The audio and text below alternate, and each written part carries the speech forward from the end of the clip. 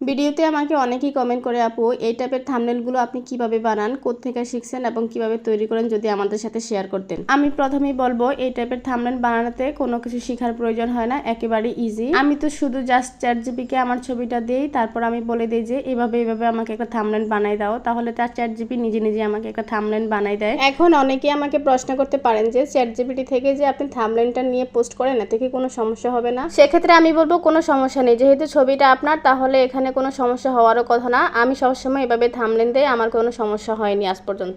ভিডিওতে আমাকে অনেকেই কমেন্ট করে আপু এই টাইপের থাম্বনেলগুলো আপনি কিভাবে বানান, কোত্থেকে শিখছেন এবং কিভাবে তৈরি করেন যদি আমাদের সাথে শেয়ার করতেন। আমি প্রথমেই বলবো এই টাইপের থাম্বনেল বানানোতে কোনো কিছু শেখার প্রয়োজন হয় না, একেবারে ইজি। আমি তো শুধু জাস্ট ChatGPT কে আমার ছবিটা দেই, তারপর আমি বলে দিই যে এভাবে আমাকে একটা থাম্বনেল বানাই দাও, তাহলে তার ChatGPT নিজে নিজে আমাকে একটা থাম্বনেল বানাই দেয়। এখন অনেকেই আমাকে প্রশ্ন করতে পারেন যে ChatGPT থেকে যে আপনি থাম্বনেলটা নিয়ে পোস্ট করেন এতে কি কোনো সমস্যা হবে না? সেক্ষেত্রে আমি বলবো কোনো সমস্যা নেই, যেহেতু ছবিটা আপনার তাহলে এখানে কোনো সমস্যা হওয়ারও কথা না। আমি সবসময় এভাবে থাম্বনেল দেই, আমার কোনো সমস্যা হয়নি আজ পর্যন্ত।